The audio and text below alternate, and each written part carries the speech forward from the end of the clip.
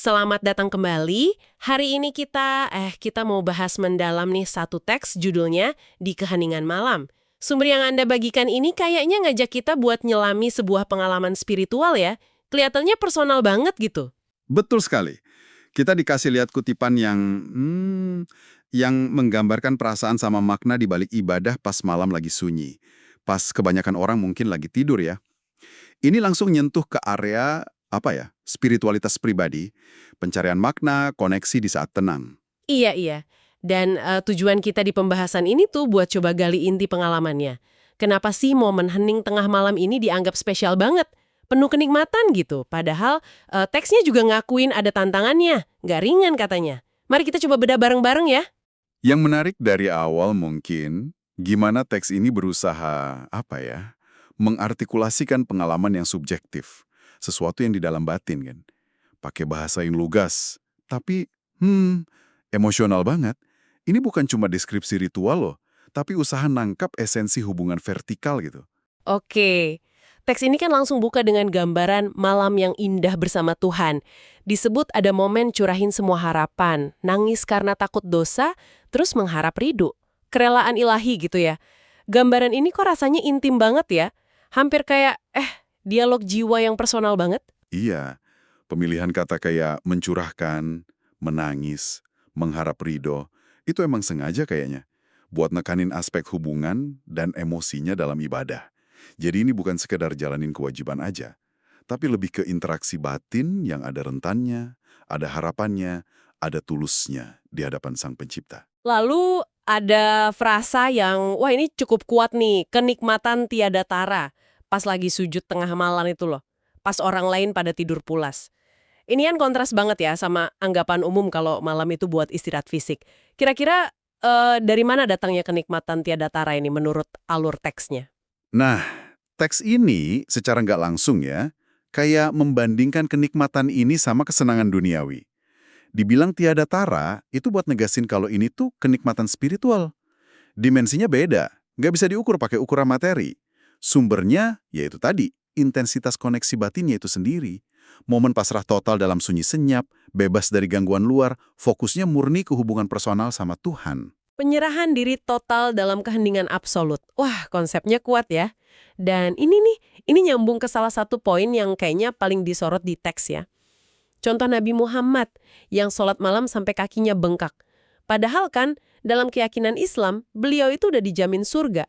Gimana teks ini pakai contoh yang, bisa dibilang ekstrim ini buat nguatin argumen soal kenikmatan spiritual tadi? Contoh itu jadi kayak pilar argumennya gitu. Dengan nunjukin itu, teks ini mau bilang kalau motivasi ibadah malam ini bisa lebih dari sekedar hitung-hitungan pahala dosa. Atau bahkan sekedar memenuhi kewajiban dasar aja. Tindakan Nabi Muhammad itu, yang secara fisik kan berat ya, dan bisa dibilang nggak perlu kalau lihat jaminan keselamatannya, itu digambarin sebagai ekspresi kangen, ekspresi pencarian aktif akan lezatnya spiritual itu sendiri.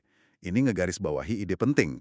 Ada loh tingkat kepuasan batin yang dalam banget, sampai rela korbanin nyaman fisik demi meraihnya.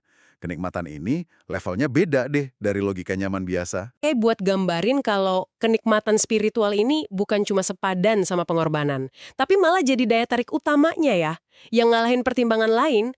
Tapi teksnya juga nggak nutupin realita loh. Jujur banget diakui kalau ini pekerjaan yang teramat berat. Bangun dari tidur pulas, lawan dinginnya udara buat wudhu. Iya, wudhu itu kan bersihin diri pakai air ya sebelum sholat. Nah, itu dia. Bahkan disebut ada godaan setan segala. Pengakuan soal kesulitan ini bikinnya jadi otentik banget ya. Mungkin relevan buat Anda yang pernah berjuang lawan ngantuk atau males buat sesuatu. Betul. Pengakuan jujur soal sulitnya ini justru krusial banget. Ini nunjukin kalau nilai tindakannya itu bukan di gampangnya, tapi malah di perjuangannya itu sendiri. Teks ini seolah-olah bilang kalau kenikmatan spiritual itu justru lahir atau setidaknya diperkuat oleh proses ngatasin hambatan itu. Rasa malas, godaan nyaman fisik, bahkan gangguan luar. Keindahan sama nilainya muncul dari usaha naklukin diri demi raih koneksi yang lebih tinggi. Ini bisa dilihat kayak metafora umum lah di banyak tradisi spiritual.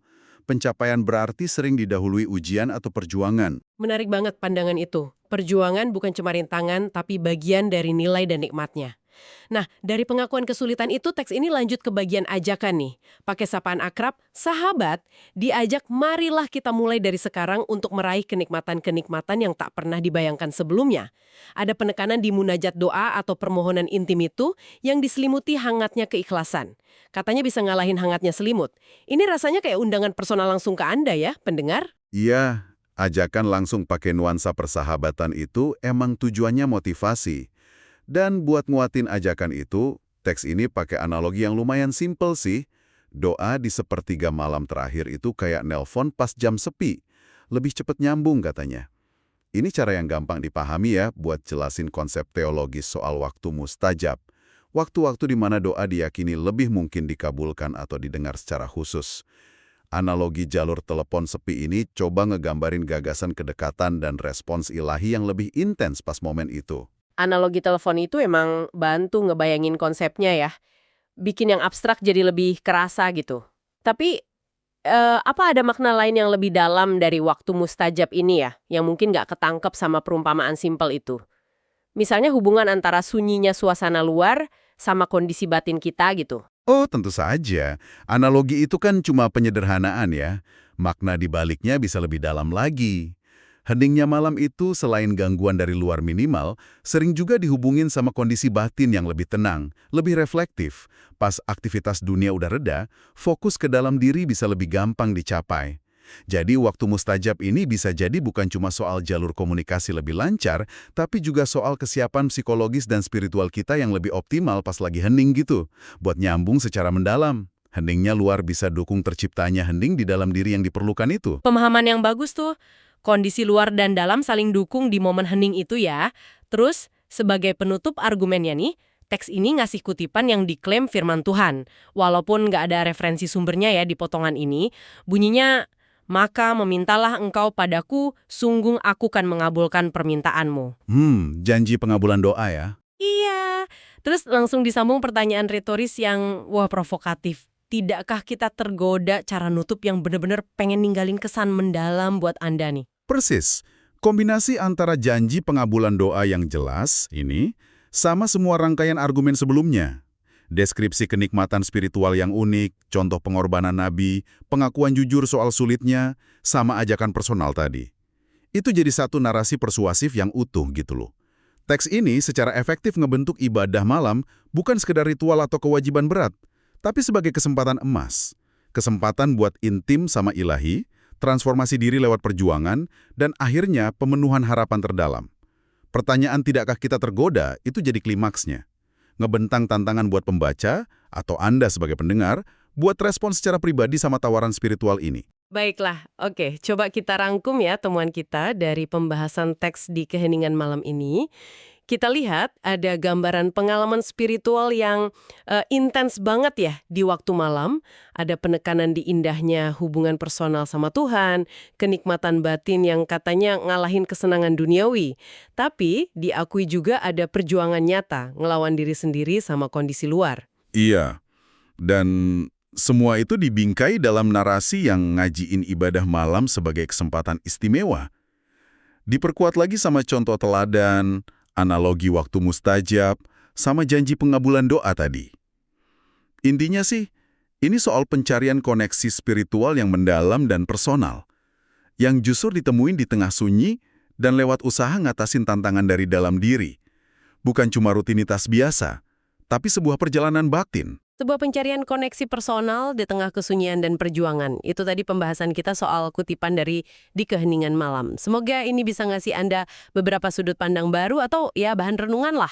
Nah, sebagai penutup nih, mungkin ada satu pertanyaan buat direnungin yang bisa Anda bawa pulang. Lepas dari konteks spesifik ibadah malam di teks ini ya, coba deh Anda pikirin. Ada nggak sih momen-momen hening atau mungkin situasi lain yang penuh tantangan dalam hidup Anda, yang pas Anda hadapi atau lalui dengan sungguh-sungguh, dengan ikhlas mungkin, ternyata malah nyimpen kenikmatan atau makna tak terduga yang dalam. Apa artinya sih nemuin sebuah koneksi, entah sama diri sendiri, alam, orang lain, atau dimensi spiritual, di tengah sunyi atau sulit, buat Anda pribadi?